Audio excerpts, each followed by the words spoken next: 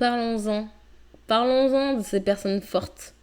On admire souvent les personnes fortes. On a tous une personne forte dans notre entourage où on est cette personne forte, celle qui tienne debout quand tout s'effondre, celle qui rassure tout le monde, celle qui trouve toujours les mots, les solutions et le courage.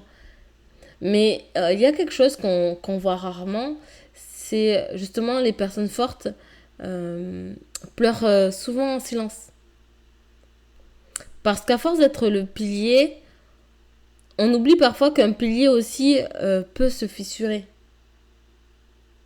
Et tu sais, ce qui est étrange, c'est que plus une personne semble forte extérieurement, plus les gens oublient de lui demander si elle va bien. Comme si sa capacité à tenir faisait d'elle quelqu'un d'invincible. Alors, c'est vrai qu'on s'habitue à ce qu'elle porte, les tensions familiales, les blessures des autres, les responsabilités émotionnelles aussi, les silences lourds dans le couple, les problèmes que personne ne veut gérer. Et en fait, petit à petit, cette personne devient le refuge de tout le monde. Mais qui devient son refuge à elle ? Les personnes fortes ont souvent appris très tôt une chose. Je dois être solide.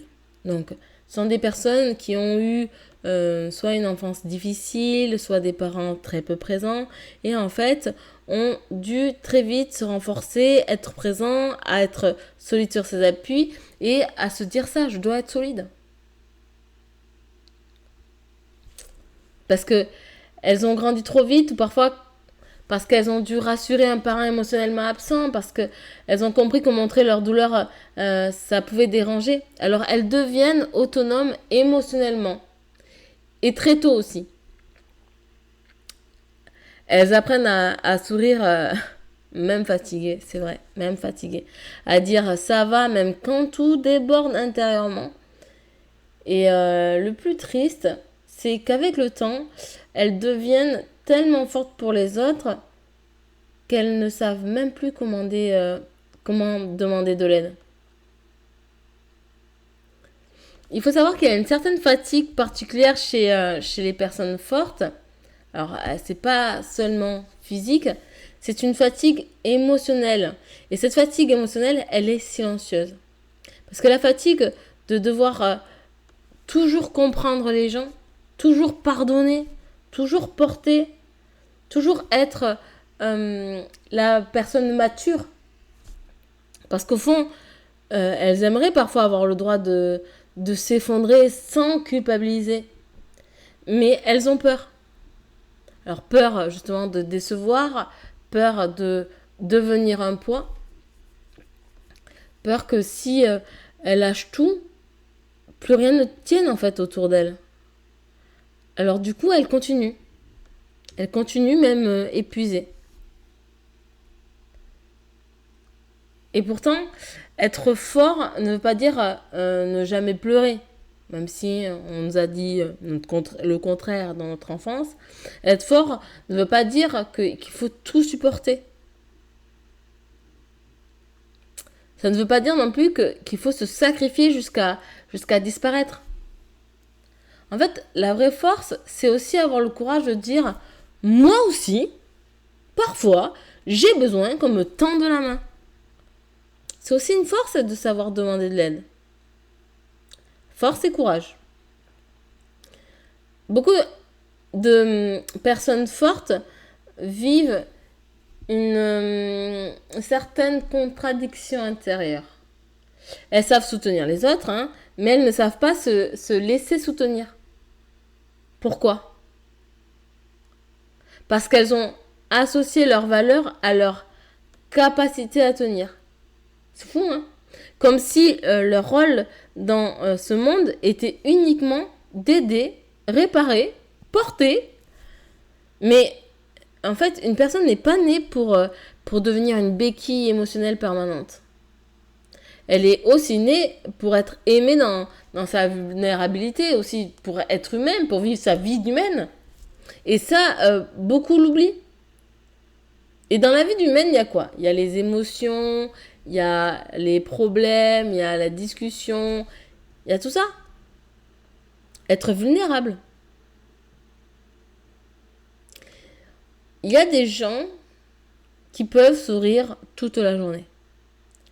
Et qui pleurent dès qu'ils se retrouvent seuls chez eux, dans leur lit. Ouais, il y a des gens qui donnent énormément d'amour, mais qui se sentent intérieurement vidés. Il y a aussi des gens qui motivent tout le monde, pendant qu'eux-mêmes sont au bord de l'épuisement émotionnel.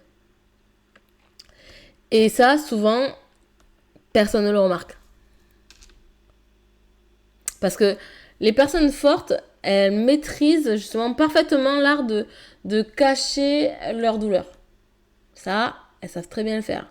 Mais un cœur qu'on ignore trop longtemps finit toujours par parler, en fait. Par la fatigue, par le stress, par une perte d'énergie, par une envie soudaine de s'éloigner de tout. Vous savez, là,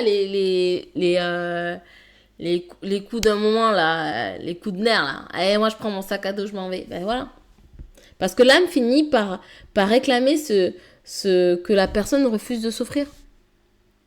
Du repos, de l'écoute et aussi de la douceur. Et peut-être que la vraie guérison des personnes fortes, elle commence justement ici, quand justement elles comprennent qu'elles n'ont plus besoin de mériter l'amour en portant sur leurs épaules, aussi quand elles réalisent que leur valeur ne dépend pas de leur capacité à sauver tout le monde. Et aussi quand elles acceptent enfin cette vérité qui est que même les personnes fortes ont besoin d'être prises dans les bras parfois. Humanité. Alors si tu es cette personne, celle qui porte sans rien dire, celle qui rassure tout le monde pendant qu'elle se perd intérieurement, celle qui fatigue en silence, j'aimerais que tu te rappelles d'une chose. Déjà que tu as le droit d'être fatigué, tu as le droit de ne pas être solide tout le temps, et tu as le droit d'exister autrement que dans le rôle de celui ou celle qui gère tout. Parce qu'un cœur fort reste un cœur humain.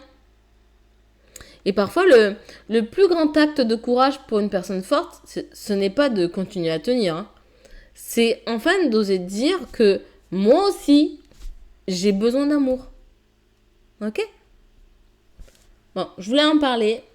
Et chose faite, j'espère que ça a pu vous parler. Je vous fais de gros bisous et vous dis à très vite.